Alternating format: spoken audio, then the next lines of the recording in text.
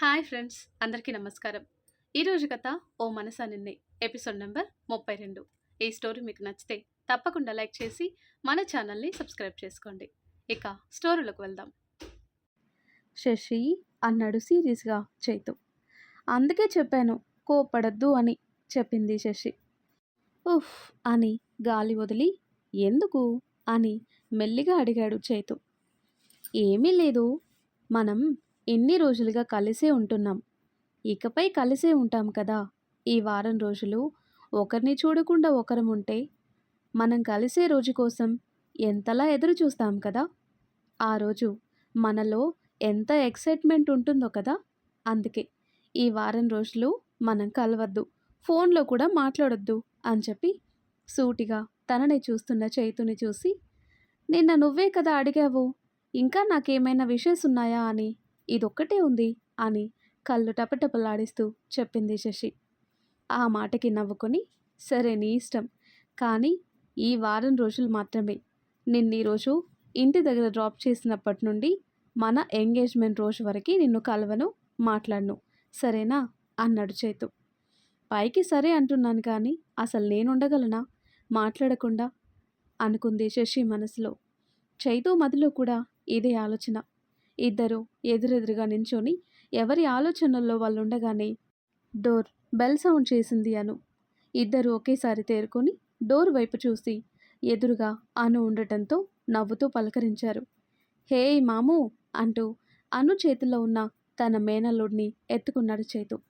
అనుని హక్ చేసుకొని, ఎలా ఉన్నావు అను అని అడిగింది శశి. శశిని తిరిగి హక్ చేసుకుని, చాలా చాలా హ్యాపీగా ఉన్నాను వదినా అని నవ్వింది అను. అను శశిని వదిన అని పిలవగానే శశి చైతు ఇద్దరూ ఒకేసారి ఒకరినొకరు చూసుకున్నారు. దాంతో శశి సిగ్గుపడుతూ చూపు తిప్పేసింది. అను కాఫీ అని అడిగింది శశి. ఆహా, ఇప్పుడు ఏమీ వద్దు శశి, ఎలాగో వెళ్తున్నాం, దారిలో ఏది పడితే అది తినేస్తాం కదా. ఇంతకీ మీరు రెడీగా ఉన్నారా, లేట్ అవుతుందా అని అడిగింది అను. మేం రెడీ అను, ఇక వెళ్ళటమే అని చెప్పింది శశి. డోర్ లాక్ చేసి ముగ్గురు కిందికి వచ్చేసరికి పృథ్వీ కారులో ఉన్న లగేజ్ చైతు కారులోకి మార్చేశారు చైతు గార్డ్స్. అలాగే కార్ని మొత్తం సెక్యూరిటీ చెక్ చేసి వాళ్ళ వెనక 100 మీటర్ల దూరంలో ఫాలో అవ్వటానికి రెడీ అయ్యారు. పృథ్వీని పలకరించి శశి లగేజ్ కారులో పెట్టగానే ముగ్గురు బయలుదేరారు. ఆ తర్వాత కట్ చేస్తే వాళ్ళు ఎంగేజ్మెంట్ కోసం హైదరాబాద్ నుండి బయలుదేరారు. ఇంకా నువ్వు వాళ్ళని ఏమి చేయకుండా ఇలాగే తింటూ కూర్చుంటావా, చేసేదేమైనా ఉందా అని హారిక అరిచినా తనని కాదు అన్నట్టుగా ఫోక్తో ఫ్రూట్స్ తింటూ కూర్చున్నాడు సంపత్. అతని నుండి ఎటువంటి సమాధానం లేకపోవడంతో కోపంగా పళ్ళు కొరికేసి సంపత్ దగ్గరకు వచ్చి, ఏంటి ఏం మాట్లాడట్లేదు, నిన్ను నమ్ముకున్నందుకు నన్ను ముంచేసేలాగా ఉన్నావు కదా అని చీందులు తొక్కుతున్న హారికాని చూసి ష్ అని విసుగ్గా అంటూ మెడ వెనక భాగం పిడికిలలో బిగించి పట్టుకొని చేతిలో ఉన్న ఫోర్కుని గొంతు వరకు తీసుకొచ్చి 1 సెంటీమీటర్ దూరంలో ఆపి, నా ముందు గొంతు పెంచే ప్రయత్నం చేస్తే ప్రాణం తీసేస్తాను. నేను ఎప్పుడు ఏం చేయాలో నాకు బాగా తెలుసు. నా అవసరానికి నిన్ను కలిశాను కదా అని నన్ను తక్కువ అంచనా వేస్తే ఈసారి ఫోర్క్ ఇలా సెంటీమీటర్ దూరంలో ఆగదు, డైరెక్ట్గా గొంతులోకి దిగుతుంది అని బేస్ వాయిస్లో చెప్పి విసురుగా హారికని పక్కకి నెట్టేశాడు సంపత్. నిజంగానే ఫోర్క్ గొంతులో దిగిందేమో అని భయపడి కళ్ళు మూసిందల్లా సంపత్ మాటలకి కళ్ళు తెరిచి అతడు పక్కకి నెట్టేయగానే భయాన్ని అదుపు చేసుకుంటూ గొంతు మీద చేయి వేసి చూసుకుంది హారిక. చేతులకి రక్తం తడి అంటకపోవటంతో ఊపిరి పీల్చుకొని కోపంగా సంపత్ వైపు చూసింది. నీ చూపుకి భయపడేవాడిని కాదు నేను. నా మీద డబ్బు ఖర్చు పెట్టినంత మాత్రాన నేను నీ ముందు చేతులు కట్టుకొని నిలబడి నువ్వు చెప్పిందల్లా చేస్తాను అనుకోకు. అండ్ నేనెప్పుడు ఏం చేయాలో నాకు తెలుసు.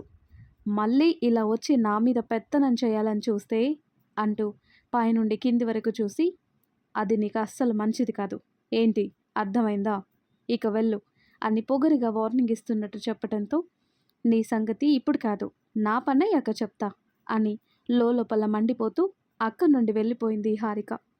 ఆమె వెళ్ళగానే తన ముందున్న ఫ్రూట్స్ని పోర్కుతో తినటం మళ్ళీ స్టార్ట్ చేశాడు సంపత్. శశిరేఖ, చేతన్, సింగరాజు అని వికటంగా నవ్వుకొని, జరిగేది ఎంగేజ్మెంట్ మాత్రమే కదా! కథ ఎంత సాఫీగా సాగితే ట్విస్ట్ అంత భయంకరంగా ఉంటుంది. అసలే 100 ఎపిసోడ్‌లు రాసేయగల ప్రేమ కథ మీది. ఏ ఎపిసోడ్‌లో అయినా తలరాతలు తారుమారైపోగలవు. దానికోసం నాకు చిన్న అవకాశం దొరికితే చాలు. పెళ్ళికి రోజులు ఎంత దగ్గర పడితే నా దెబ్బ అంత గట్టిగా తగులుతుంది అని చేతన్ మీద కోపంతో, శశి మీద వాంఛతో రగిలిపోతూ అనుకున్నాడు సంపత్. ఆ తర్వాత కట్ చేస్తే సాయంత్రానికి శశి ఇంటికి చేరుకున్నారు ముగ్గురు. అప్పటికే ఉదయ్ అక్కడ ఉండటంతో శశి లగేజ్ అంతా దించి రూమ్లో పెట్టించాడు. సాధన్ నిద్రపోవటంతో రూమ్లో పడుకోబెట్టింది శశి. ఇంతలో అందరికీ కాఫీ ఇచ్చింది సిరి. కాఫీ తాగగానే అన్నయ్య వెళ్దామా అని చైతుని అడిగింది అను. అని తలూపి శశి రూమ్లో ఉండటం చూసి నువ్వు పద, నేను సాధన్ని తీసుకొస్తాను అని చెప్పటంతో సిరి ఉదయ్లతో కలిసి ఏదో మాట్లాడుకుంటూ బయటికి వెళ్ళింది అను. తన చీర కొంగు సాధన్ చుట్టూ చుట్టుకుపోవటంతో కదిలిస్తే నిద్రలేస్తాడేమో అని అలాగే బెడ్ మీద కూర్చుని ఉండిపోయింది శశి. చైతు రావటం చూసి చైతు బాబును ఒకసారి లిఫ్ట్ చేయవా అని అడిగింది. ఎందుకు అన్నట్టు కనుబొమ్మ ఎగరేశాడు చైతు. నా చీర చుట్టుకుపోయింది, నేను కదిలిస్తే నిద్రలేస్తాడని మెల్లిగా చెప్తూ ఉండగానే కూర్చున్న శశి మీదికి వంగి తనకి మాట్లాడే అవకాశం లేకుండా చేశాడు చైతు. మెల్లిగా శశి చేతులని తన మెడ చుట్టూ వేసుకొని తను తుమ్మెదల మకరందాన్ని ఆస్వాదించసాగాడు. ఎంతసేపటికి వీళ్ళు రాకపోవటంతో నేను పిలుచుకొస్తాను అని ఇంట్లోకి వచ్చిన సిరి వాళ్ళని అలా చూసి వెనక్కి వెళ్ళిపోయింది. ఏమైంది సిరి, చైతు శశి వస్తున్నారా అని అడిగాడు ఉదయ్. సిరి తడబడుతూ హా వస్తున్నారు అని చెప్పింది. నువ్వుండు, నేనెళ్ళి పిలుస్తాను అన్నాడు ఉదయ్. దాంతో సిరి కంగారుగా ఉదయ్ని ఆపి వద్దు, నువ్వెళ్ళొద్దు, వాళ్ళు వచ్చేస్తారు అని చెప్పింది. ఉదయ్కేదో అర్థమైన వాడిలా మిన్నకుండిపోయాడు. అను కూడా మాస్టర్ గారితో మాట్లాడటం చూసి అక్కడికి వెళ్ళి నించున్నారు ఉదయ్, సిరి. కాసేపటికి శశిని మెల్లిగా వదిలి నుదుటిన ముద్దు పెట్టి జాగ్రత్త శశి, ఒంటరిగా ఎక్కడికి వెళ్ళకు, అవసరం అనిపిస్తే ఏ టైం అని చూడకుండా ఒక్క ఫోన్ చేయు సరేనా అని చెప్పి ఇక నేను వెళ్ళనా మరి అని అడిగాడు చైతు. చైతు కళ్ళలోకి చూస్తూ అతడి కేరింగ్కి మురిసిపోయి అతడు వెళ్ళనా అని అడగగానే డల్లుగా అయిపోయింది శశి. దాంతో శశిని గుండెకి హత్తుకుని తల మీద చిరు ముద్దిచ్చి అందరూ మన కోసమే చూస్తూ ఉంటారు పద అన్నాడు చైతు. చైతు చుట్టూ ఉన్న తన చేతులని ఇంకా గట్టిగా చుట్టేసి కొన్ని నిమిషాలకి వదిలి తను కూడా చైతు ముఖాన్ని దోసులోకి తీసుకొని నుదుటను ముద్దు పెట్టి నీకోసం ఎదురు చూస్తూ ఉంటాను అని చెప్పింది. చైతు చిన్నగా నవ్వి సాధన్ని ఎత్తుకొని బయటికి నడిచాడు. వెనకే శశి కూడా వెళ్ళింది. వెళ్ళొస్తాను మావయ్య, వస్తాను మాస్టర్ గారు అని వారికి చెప్పి బాయ్రా ఉదయ్, బాయ్ సిరి, మా వాడు జాగ్రత్త అని సిరికి చెప్పి శశి వైపు నవ్వుతూ చూసి వెళ్తాను అన్నట్టుగా తల పంకించాడు చైతు. సరే అన్నట్టుగా తల ఊపింది శశి. అను కారెక్కగానే బాబుని అనుకిచ్చి డ్రైవింగ్ సీట్లో కూర్చుని కార్ స్టార్ట్ చేశాడు చైతు. కార్ కనుమరుగయ్యే వరకు అక్కడే ఉండి తర్వాత ఇంట్లోకి వెళ్ళారు అందరూ. తన బట్టలన్నీ అలమారాలు సర్దుకోవటానికని బ్యాగ్ తెచ్చిన శశి దగ్గరకు వచ్చింది సిరి. ఏంటి శశి, మా అన్నయ్య వెళ్ళి అరగంట అయినా కాలేదు, అప్పుడే బెంగపడుతున్నావా అని ఆట పట్టిస్తూ అడిగింది సిరి. అదేం లేదు అని సిగ్గుపడుతూ చెప్తున్న శశి దగ్గరకు వచ్చి చెక్కిలి గింతలు పెట్టి అల్లరి చేసి ఆయాసంగా రొప్పుతూ వెళ్ళకిలా బెడ్ మీద పడిపోయారిద్దరు. తల కింద అరచేయి పెట్టుకొని మోచేతి సపోర్ట్తో బెడ్ మీద పడుకొని శశిని చూస్తూ ఎంత మీ ఆయన వెళ్తూ వెళ్తూ గిఫ్ట్ ఇస్తే మాత్రం ఇలా అందరికీ చూపించాలా ఏంటి అని అడిగింది సిరి.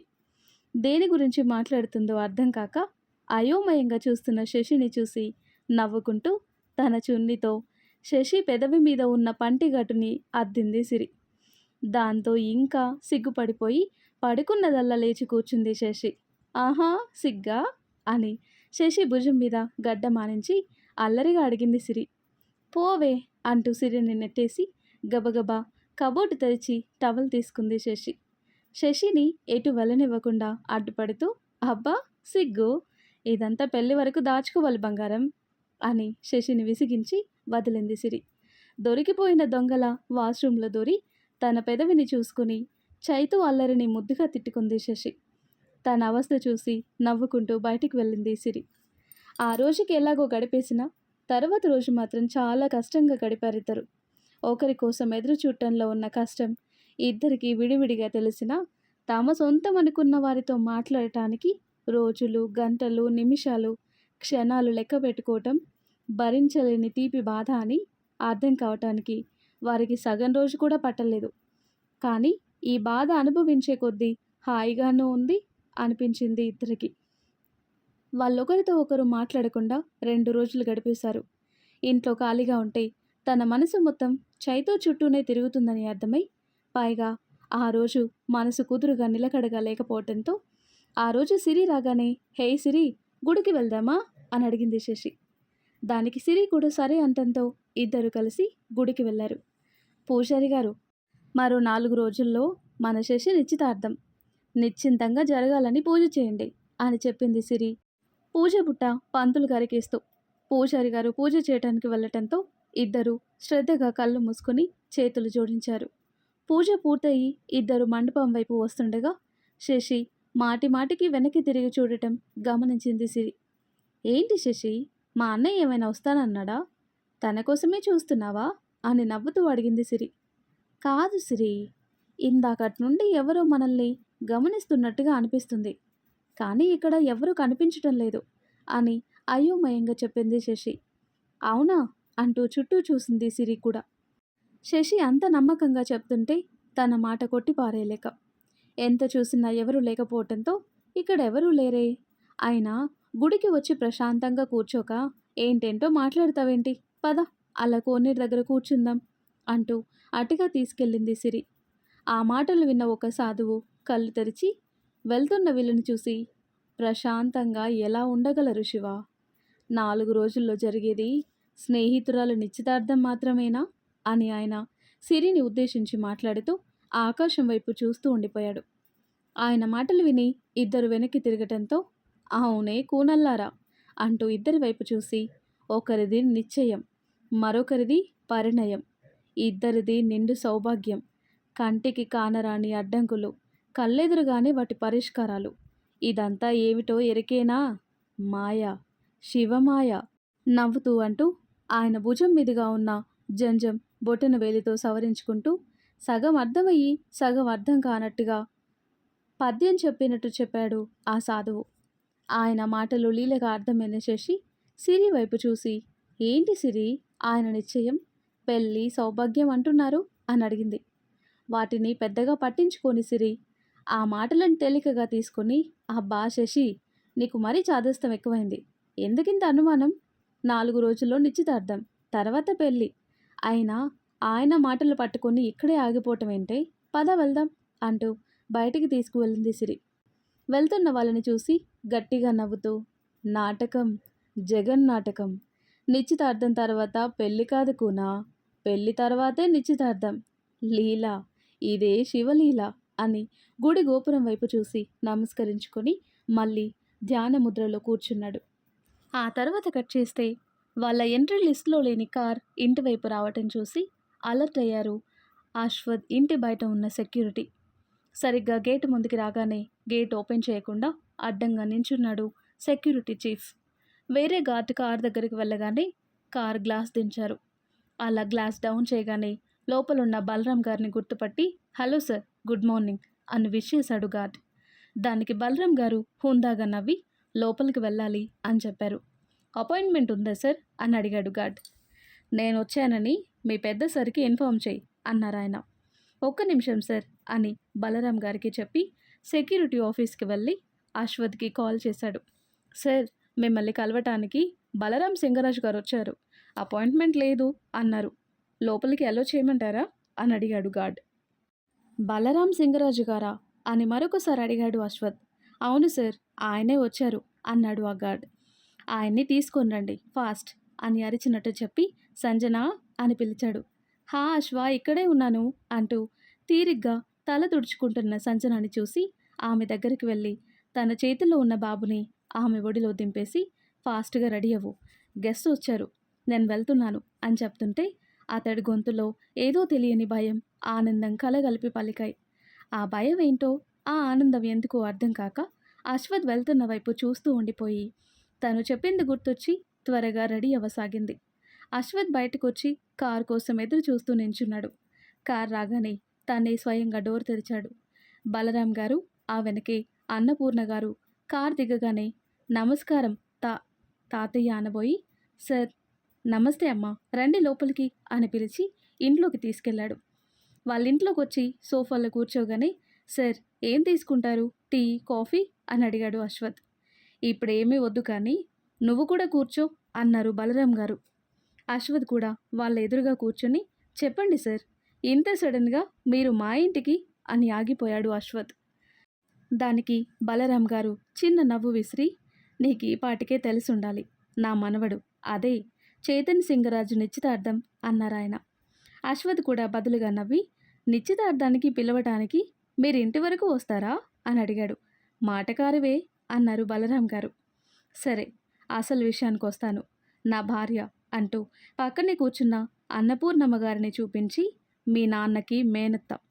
ఇక నేను అతడి మొదటి భార్య వియోగానికి కారణమైన పిల్లనిచ్చి పెళ్లి చేసిన మామని. ఇకపోతే ఇప్పుడు మా వరదరాజుల్ని నా ఇంటి శుభకార్యానికి పిలవటానికి వచ్చాను. ఇన్నేళ్లుగా లేనిది ఇప్పుడేంటి కొత్తగా అని నువ్వు అడగచ్చు. కానీ ఇన్నేళ్లుగా ఇలా రావటానికి ధైర్యం చాలలేదు అన్నారు బలరాం. అయ్యో అలా అనకండి తాతగారు అంటూ బలరాం గారి దగ్గర మోకాళ్ళ మీద కూర్చుని ఆయన చేతులు పట్టుకున్నాడు అశ్వథ్. అశ్వథ్, ఎవరొచ్చారు నాన్న అని మోకాళ్ళ మీద కూర్చున్న కొడుకుని చూసి అడుగుతూ అప్పుడే ఇంట్లోకొచ్చాడు వరదరాజులు. ఆయన్ని చూసి లేచి నించొని, మీకోసమే వచ్చారు నాన్న అని చెప్పాడు అశ్వథ్. ఎవర్రా అని అడుగుతూ సోఫా వైపు వస్తుంటే, రే రాజు, నన్ను చూసి క్షమించి నాతో మాట్లాడగలను అనుకుంటేనే నా ముందుకు రారా. నా మీద ఇంకా కోపంగా ఉంటే లోపలికి వెళ్ళిపో, మేం బయటికి వెళ్ళిపోతాం అని కళ్ళ నీళ్లు జారుతుండగా అన్నారు అన్నపూర్ణమ్మ. రే రాజు అనే పిలుపు వినపడగానే వచ్చిన వాళ్ళెవరో అర్థమైన ఆయన ఆవిడ మాట్లాడుతున్నంతసేపు ఒక అడుగు కూడా ముందుకు వెళ్ళలేదు. ఇక ఆయనకి ఎదురుపడే ఉద్దేశం లేదు అనుకున్నారేమో. బలరాం గారి వైపు చూసి వెళ్ళిపోదామన్నట్టుగా తల అడ్డంగా తిప్పారావిడ. మరో నిమిషంలో అత్తా అనే పిలుపు వినిపించి ఆనందంగా వెనక్కి చూశారావిడ. వరదరాజులు వారి మధ్య ఇన్నేళ్లుగా ఉన్న దూరాన్ని భర్తీ చేస్తూ ఒక్కో అడుగు వేస్తూ వాళ్ళ దగ్గరకొచ్చి ఆవిడ చేతులు పట్టుకొని నుదుటి నానించుకొని, ఇన్నాళ్ళు నేను మీకు కనబడకుండా ఉండటానికి కారణం నా వల్ల మీకు యశోధర శాశ్వతంగా దూరమైంది అనే అపరాధ భావం వల్ల, కానీ మీ మీద కోపంతో కాదు. నన్ను క్షమించత్తా.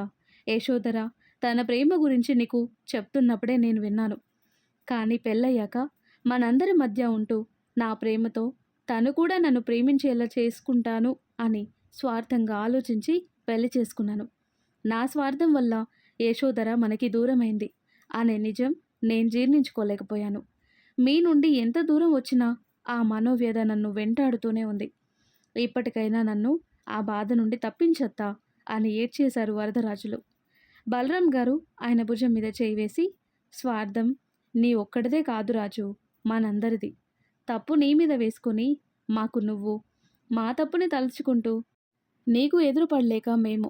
ఇక చాలు రాజు, ఇప్పటికైనా అన్నీ మర్చిపోదాం అన్నారు. ఇలాంటి ఒక రోజు వస్తుందని అనుకోలేదు మావయ్య అంటూ కళ్ళు తుడుచుకొని దూరం నుండి వాళ్ళని చూస్తున్న వాళ్ళని దగ్గరికి రమ్మని పిలిచాడు వరదరాజు.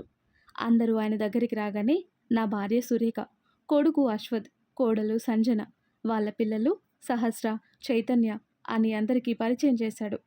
అందరినీ ఆప్యాయంగా దగ్గరికి తీసుకున్నారు ఆవిడ. ఆవిడ మనసులో ఎక్కడో ఒక మూల చిన్న బాధ. నా కూతురు బ్రతికుంటే వీళ్ళందరూ తన పిల్లలు అయ్యేవారు అనే వెలితి. అది గమనించిన బలరాం గారు ఆవిడ భుజం మీద చేవేసి బాధపడద్దు అన్నట్టుగా చూశారు. నమస్కారం పిన్ని, బాబాయ్ అంటూ సురేఖ వాళ్ళని పలకరించి, మీరు కూర్చోండి, నేను కాఫీ తీసుకొస్తాను అని వంటింట్లోకి వెళ్ళబోతున్నా ఆవిడ్ని ఆపి, ఇక కాఫీలు టీలు ఏమీ వద్దమ్మా, చక్కగా భోజనం చేస్తామన్నారు బలరాం గారు. అలాగే బాబాయ్ గారు అంటూ లోపలికి వెళ్ళారావిడ ఆ ఏర్పాట్లు చూడటానికి. అలా మధ్యాహ్నం వరకు అక్కడే గడిపి భోజనం చేసి, రాజు, మరో 4 రోజుల్లో నా మనవడి నిశ్చితార్థం. నువ్వు, అమ్మాయి, పిల్లలు అందరూ ఖచ్చితంగా రావాలి అని చెప్పారు బలరాం గారు. తప్పకుండా వస్తాం మావయ్య అన్నారాయన. సరే మరి, ఇక మేము వెళ్ళొస్తాము అని చెప్పి అక్కడి నుండి బయలుదేరుతుండగా సంజన సమేతంగా వారి ఆశీర్వాదం తీసుకున్నాడు అశ్వథ్. ఆ తర్వాత కట్ చేస్తే శశి ఏం చేస్తుందో. రాక్షసి ఇలాంటి టైంలో ఫిట్టింగ్ పెట్టింది మాట్లాడొద్దు అని. పెళ్ళయ్యాక చెప్తా దీని సంగతి. వీడెక్కడి మొగుడ్రా బాబోయ్! వీడినా వెంటపడి వేధించి మరి పెళ్లి చేసుకున్నాను అనిపించకపోతే చూడు అని తిట్టుకుంటూ డ్రెస్ చేసుకుని కిందికి వెళ్ళాడు చేతు. ఏంటి నాన్న అలా మూడిగా ఉన్నావు అని అడిగింది వసుంధర టిఫిన్ వడ్డిస్తూ. ఈ పెళ్ళి మనందరం బలవంతంగా చేస్తున్నాం కదమ్మా, అందుకే అలా ఉన్నాడేమో అని వెటకారంగా అనింది అను. నీ పెళ్ళప్పుడు కూడా పృథ్వీ ఇలాగే ఉన్నాడా? అంత కరెక్ట్గా చెప్తున్నావు అన్నాడు చైతు. చూడు డాడీ అన్నయ్య ఏమంటున్నాడో అంటూ పక్కనే ఉన్న ఆనంద్ గారికి చెప్పింది అను. హా, ఏడాదిన్నర కొడుకున్నా ఇంకా ఎలా కంప్లైంట్ చేస్తుందో చూడు అని నవ్వుకున్నారు చైతు వసుంధరలు. చైతు బ్రేక్ఫాస్ట్ చేశాక డాడ్ వెళ్దామా అని అడగగానే ఇద్దరు కలిసి ఆఫీస్కి బయలుదేరారు. డాడ్ మీరు అమ్మ వాళ్ళ ఇంటికి ఎప్పుడు వెళ్తున్నారు అని అడిగాడు చైతు డ్రైవ్ చేస్తూ. రేపు వెళ్దామనుకుంటున్నాను చైతు, కానీ మీ మామ్కి అక్కడికి వెళ్ళటం వాళ్ళని పిలవటం అస్సలు ఇష్టం లేదు. కానీ తాతయ్య చెప్పారు కాబట్టి వెళ్తున్నాం అని చెప్పి ఈరోజు తాతయ్య వాళ్ళు అశ్వథ్ వాళ్ళ ఇంటికి వెళ్ళారు వరదరాజుల్ని పిలవటానికి అని కూడా చెప్పారు ఆయన. ఓకే డాడ్, నేను కూడా అశ్వథ్కి కాల్ చేసి ఇన్వైట్ చేస్తాను. తాతయ్య వెళ్ళొచ్చాకే అశ్వథ్కి చెప్దాం అని వెయిట్ చేశాను అన్నాడు చేతు. ఆ తర్వాత కట్ చేస్తే క్యాలెండర్ 4 రోజుల ముందుకు పరిగెత్తింది. ఉదయం చైతు లేచేసరికి ఇల్లంతా సందడి మొదలైంది. తన రూమ్ బాల్కనీలో నించొని బయటికి చూస్తుంటే వస్తున్న వాళ్ళని రిసీవ్ చేసుకుంటూ కనిపించారు ఆనంద్ వసుంధర గారు. వారి ముఖంలో ఏదో సంతోషం. కొన్ని వందల కోట్ల బిజినెస్ టర్నోవర్, వేల కోట్ల ఆస్తులున్న ఒక సక్సెస్ఫుల్ బిజినెస్ మ్యాన్కి కూడా కొడుకు జీవితంలో జరిగే ప్రతి అకేషన్ స్పెషల్ హ్యాపీనెస్ని ఇస్తుందని చెప్పటానికి ఆయనే సాక్ష్యం. శశి పరిచయానికి ముందు చైతు ఉన్న విధానానికి వాళ్ళెంత బాధపడి ఉంటారో ఇప్పుడు వారి సంతోషం చెప్తుంటే థ్యాంక్స్ శశి అనుకున్నాడు చైతు. కన్నయ్య అని పిలుచుకుంటూ రూమ్లోకి వచ్చారు అన్నపూర్ణమ్మ గారు. వెనక్కి తిరిగి ఆవిడ్ని పట్టుకొని సాల్సా స్టెప్పులు వేస్తూ ఏంటి గ్రాని అన్నాడు చైతు. ఆవిడ చైతు చేసే డాన్స్ ఆపి మనవని చూసి మురిసిపోయి మా కన్నయ్యకి పెళ్ళికల్లా వచ్చేసిందిగా అంటూ వేళ్ళు విరిచారు దిష్టి తీసి. అవునా అంటూ నవ్వాడు చైతు. నువ్వు త్వరగా స్నానం చేసిరా కన్నయ్య, ఆలస్యం అవుతుంది అని చెప్పారు ఆవిడ. అలాగే నానమ్మ అంటూ ఆవిడ్ని మరొకసారి రౌండ్గా తిప్పి వదిలి స్నానం చేయడానికి వెళ్ళాడు చైతు. ఆ తర్వాత కట్ చేస్తే శశి దగ్గరికి వెళ్దాం. శశి ఇదిగో నీ లెహంగా వచ్చేసింది, ఇక్కడ బెడ్ మీద పెడుతున్నాను అని వాష్రూమ్లో ఉన్న శశికి వినపడేలా చెప్పింది సిరి. అబ్బా ఎందుకే అరుస్తున్నావు, వస్తున్నానుగా అంటూ డోరు తెరిచి తడి వెంట్రుకలని టవల్లో చుట్టి కొప్పుల మీదికి చుట్టేసి చీరను చుట్టుకొని వచ్చింది శశి. పసుపు వర్ణంలో మెరిసిపోతున్న శశి మేనిఛాయ చూసి ఎంగేజ్మెంట్కే పెళ్ళికలు వచ్చేసిందేంటే శశి, కొంపదీసి ఈరోజే పెళ్లి చేసుకొని తీసుకెళ్ళిపోతాడా ఏంటి మా అన్నయ్య అని గుసగుసగా చెప్పి నవ్వింది సిరి. సిరి అని పిలిచిన శశి మాటకి నవ్వటం ఆపేసి శశిని కూర్చోబెట్టి తల తుడుస్తూ పెళ్ళయ్యాక రోజు ఇంట్లో ఇలా తిరిగితే రోజు ఉదయాన్నే మొన్నటి లాంటి గిఫ్టులు ఎన్నివ్వాలో ఏంటో మా అన్నయ్య అని ఆట పట్టించి పరిగెత్తింది సిరి. ఆ మాటకి సిగ్గుల మొగ్గయింది శశి. ఆ తర్వాత కట్ చేస్తే వసుంధర ఎవరొచ్చారో చూడు అని కిచెన్ దగ్గర పని వాళ్ళకి పనులు చెప్తున్న వసుంధరని పిలిచాడు ఆనంద్. ఆయన పిలుపుకి త్వరగా కానివ్వండి అని వాళ్ళకి చెప్పి హాల్లోకి వెళ్ళగానే ఆదిత్య ఫ్యామిలీ, అభి ఫ్యామిలీ వాళ్ళందరూ రావటంతో అందరిని పలకరించారు వసుంధర. ఆ ఇంటిని చూడగానే వాళ్ళు క్రితంసారి ఆ ఇంటికి ఎలాంటి పరిస్థితుల్లో వచ్చారో ఒకేసారి గుర్తొచ్చి సాత్వి, అభి, కరణ్ ముగ్గురు ఒకరినొకరు చూసుకున్నారు. వాళ్ళని చూసిన సాధ్వి అవన్నీ మర్చిపోవలసిన విషయాలు అన్నట్టుగా తల అడ్డంగా ఊపింది. సరే అన్నట్టుగా అభి కళ్ళు మూసి తెరిచాడు. అను వచ్చి అందరినీ పలకరించి అందరినీ పైకి తీసుకువెళ్ళింది. అందరూ వెళ్ళి కాస్త నీళ్ళు, కాఫీలు, జ్యూస్లు తాగి రిలాక్స్ అయ్యాక అను అక్క చేతన్ కనిపించడం లేదు, అసలు ఇక్కడున్నాడా లేక అక్కడికి వెళ్ళి రెడీ అవుతానని చెప్పి శశి వాళ్ళ ఇంటికి వెళ్ళిపోయాడా అని అడిగాడు కరణ్. ఆ మాటకి అందరూ నవ్వుతుంటే కరణ్ మెడ చుట్టూ చేయి వేసి నువ్వు ఇలా అంటావని తెలిసి ఇక్కడే ఉన్నాను, లేదంటే వెళ్ళేవాడినే అన్నాడు చైతు. చైతు పట్టుకి ఆ అంటూ వెనక్కి వంగి ఓ ఉన్నావా బ్రో, వచ్చిన దగ్గర నుండి కనిపించకపోతే లేవేమో అనుకున్నాను అంటూ నవ్వేసి, ఆయన నాకు నువ్వు వరుసకి బ్రదర్ అయిపోయావు బ్రో, బావ అవ్వాల్సింది అన్నాడు కరణ్. బావ అయితే మా శశికి కాంపిటీషన్కి వచ్చేవాడివా ఏంటి అని అడిగింది నిధి. ఏ ఊరుకో, అక్క తమ్ముడి మీద ఇలా పంచులు వేయటం అన్యాయం తెలుసా అన్నాడు కరణ్. అక్క, నేను నీకు అక్కనా అని కరణ్తో పంచాయతీకి రెడీ అయింది నిధి. నిధిని ఆపేసరికి చందు తల ప్రాణం తోకకొచ్చేసింది. "హ్మ్, నీ సంగతి తర్వాత చెప్తా" అంటూ కరణ్ విషయం వదిలేసి, అది సరే కానీ నువ్వేంటి ఇంకా ఇలాగే ఉన్నావు, రెడీ అవ్వవా అన్నయ్య అని చైతుని అడిగింది నిధి. ఇంకా టైం ఉంది కదా నిధి అన్నాడు చైతు. అది వేరే వాళ్ళకి, మనకు అస్సలు టైం లేదు. నువ్వు త్వరగా రెడీ అయ్యేసి వస్తే మనం ఇప్పుడే శశి దగ్గరికి వెళ్దాం. హా, నువ్వు రాకపోయినా మేము వెళ్తామనుకో, అది వేరే విషయం. కానీ మాతో పాటు నువ్వు కూడా వస్తే శశి కళ్ళల్లో ఆ ఎక్సైట్మెంట్ చూడాలి అని ఇంకా ఏదో మాట్లాడేస్తున్నా నిధి తల మీద మొట్టి, ఇప్పుడు అసలు అక్కడికి వెళ్ళాలంటే చైతు రెడీ అవ్వాలి అవునా అని అడిగాడు చందు. మొట్టికాయ వేసిన చోట రుద్దుకుంటూ అవును అని తల ఆడించింది నిధి. మరి చైతు రెడీ అవ్వాలంటే ముందు నువ్వు మాట్లాడటం ఆపాలి అవునా అని మళ్ళీ అడిగాడు. అవును అని తలూపి, అప్పుడు చందు ఏమన్నాడు అర్థమై, అంటే ఇప్పుడు నేను మాట్లాడితేనే లేట్ అవుతుంది అంటున్నావా అని అడిగింది నిధి. నేననటం కాదే, అదే నిజం అని నిధికి చెప్పి, చైతు మేము శశి దగ్గరికి వెళ్ళాలి అనుకున్నాం, నువ్వు ఇప్పుడే వస్తావా అని సూటిగా అడిగాడు చందు. వాళ్ళ మాటలకి నవ్వుకుంటూ, పెళ్ళయ్యాక కూడా ఇంకా మీ గొడవలు అలాగే ఉన్నాయా అని అడుగుతూ, వస్తాను కానీ గివ్ మీ ఎ మినిట్ అని చెప్పి అక్కడి నుండి వెళ్ళాడు చేతు. వామ్మో నిధి అక్క, పనులు మానుకొని వినేవాళ్ళుంటే రోజంతా మాట్లాడేలా ఉన్నావు కదా నువ్వు, చందు బావకి కాస్త ఓపిక ఎక్కువే ఉండాలి అని నిధి వైపు చూస్తూ అని, బావా నువ్వు రేపటి నుండి ఒక పూట ఎక్కువ తిను అన్నాడు కరణ్ ఎంతో జాలి చూపిస్తున్నట్టుగా ముఖం పెట్టి. మళ్ళీ నన్ను అక్క అన్నావంటే డొక్కలో గుద్దుతా అని మళ్ళీ మీదికి వెళ్ళబోయింది అను. మిగిలిన మాటలన్నీ వదిలేసి అక్క అనే మాటకి ఉడుక్కుంటుందేంటి అని ఆశ్చర్యపోయింది కీర్తి. గుమ్మం ముందు కారాగిన అందులో నుండి ఇంకా ఎవరు దిగకపోవటంతో వచ్చిందెవరో అర్థం అవటానికి పెద్దగా టైం పట్టలేదు ఆనంద్ గారికి. తనే స్వయంగా కార్ దగ్గరికి వెళ్ళాడు. అప్పటికే గార్డ్ డోర్ ఓపెన్ చేయటంతో, ఇక్కడి వరకు వచ్చాక ఇంకా సంశయం ఎందుకు బావా అన్నారు ఆనంద్. అప్పటికే తన కార్ దిగిన అశ్వథ్ కూడా మధ్యలో కల్పించుకోకుండా పక్కన నిలబడ్డాడు. ఆయన మాటలు విన్నాక వెంటనే కార్ దిగారు వరదరాజులు. ఆయన వెనకే అతని భార్య సురేఖ.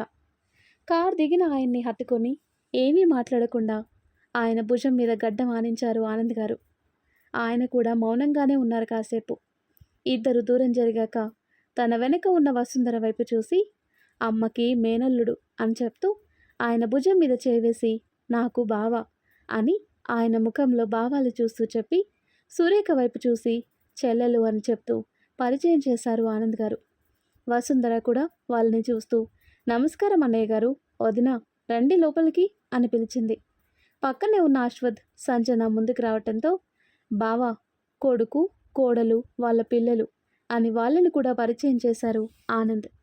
అశ్వథ్ని గుర్తుపట్టిన ఆవిడ, నువ్వు మా ఇంటికి ఇదివరకు వచ్చావు కదా, మీ చెల్లిని తీసుకొని అని అడిగేశారు. ఆ మాటకి చిన్నగా నవ్వుతూ అశ్వథ్ వాళ్ళ నాన్న వైపు చూసి, నాకు అన్నీ ముందే తెలుసు నాన్న అన్నట్టుగా తల ఆడించాడు. వాళ్ళని ఇంట్లోకి తీసుకువెళ్లారు ఆనంద్ గారు. వీళ్ళిలా మాటల్లో ఉండగానే రెడీ అయ్యి వచ్చాడు చేతు. పిల్ల బ్యాచ్ అంతా శశి వాళ్ళ ఇంటికి వెళ్ళటానికి రెడీగా ఉండటంతో అందరూ కలిసి కిందికొచ్చారు. చైతు కిందికి వస్తుండగా హాల్లో కనిపించారు అశ్వథ్ వాళ్ళ ఫ్యామిలీ. అశ్వథ్ని హక్ చేసుకొని, థ్యాంక్స్ అశ్వథ్ అన్నాడు చైతు. ఈరోజు నీ ఎంగేజ్మెంట్ చేతన్, బీ హ్యాపీ, మిగిలినవన్నీ నేను చూసుకుంటాను అన్నాడు అశ్వథ్. చైతు చిన్నగా నవ్వేసి ఆనంద్ గారిని చూస్తూ, డాడ్ మేము ఇప్పుడే వెళ్తున్నాం, అందరినీ తీసుకొని మీరు వచ్చేయండి అన్నాడు చైతు. ఓకే నాన్న, మేము ఇంకో గంటలో స్టార్ట్ అవుతాం, ఆల్మోస్ట్ అందరూ వచ్చినట్టే, మిగిలిన వాళ్ళు సాయంత్రం ఫంక్షన్కే వస్తారని చెప్పి, నీ ఫ్రెండ్స్ ఎక్కడ నాన్న, ఇంకా అడ్రస్ లేరు అని అడిగారు ఆయన. నో వరీస్ డాడ్, వాళ్ళని డైరెక్ట్గా ఉదయ్ గారి ఇంటికి రమ్మని చెప్పేశాను అని చెప్పి, ఓకే డాడ్ త్వరగా వచ్చేయండి అని చెప్పి వసుంధర గారి బుగ్గ మీద ముద్దు పెట్టి తన నుదుట ఆవిడతో ముద్దు పెట్టించుకొని బయలుదేరబోయాడు చైతు. కన్నయ్య అని పిలిచారు అన్నపూర్ణమ్మ. హా గ్రాని అని పలికి, ఏమైంది గ్రాని, ఎందుకు ఆపావు అని అడిగాడు. ఏమీ లేదు కన్నయ్య, నిశ్చితార్థానికి వెళ్తూ ఓసారి దేవుడికి దండం పెట్టుకోకుండా వెళ్ళిపోతే ఎలా, అందుకే ఇలారా అంటూ చైతుని తీసుకెళ్ళి దేవుడి గదిలో దండం పెట్టుకున్నాక ఆవిడ కంటి చివర ఉన్న కాటిక తీసి కానీ కనిపించకుండా చైతు చెవి వెనక పెట్టి, నా కన్నయ్య పెళ్ళికొడుకు కాబోతున్నాడు అంటూ మురిసిపోయారు. ఆవిడ్ని సైడ్ నుండి హక్ చేసుకుని బయటికి తీసుకుని వచ్చి, ఇప్పుడు వెళ్ళనా, ఇంకా ఏమైనా ఉన్నాయా అని అడిగాడు. ఇంకా చాలా ఉన్నాయి, అవన్నీ మేం చూసుకుంటాము, ఇప్పటికీ నువ్వెళ్ళు అన్నారు బలరామ్ గారు. మరి ఆ తర్వాత ఏం జరుగుతుందో నెక్స్ట్ వీడియోలో తెలుసుకుందాం. ఫ్రెండ్స్, మన సబ్స్క్రైబర్ ఒకరు కామెంట్ చేశారు, వాళ్ళ బాబు బర్త్డేకి విష్ చేయండి అని. పేరు దర్శిత్. సో మీరందరూ తప్పకుండా విష్ చేయాలని కోరుకుంటున్నాను. దర్శిత్, హ్యాపీ బర్త్డే నాన్న. నువ్వు ఇలాంటి పుట్టినరోజులు మరెన్నో జరుపుకోవాలని, ఆ దేవుడి ఆశీస్సులు నీకెల్లప్పుడూ ఉండాలని మనస్ఫూర్తిగా కోరుకుంటున్నాను. మరి ఈ స్టోరీ మీకు నచ్చితే తప్పకుండా లైక్ చేసి మన ఛానల్ని సబ్స్క్రైబ్ చేసుకోండి. Thanks for watching.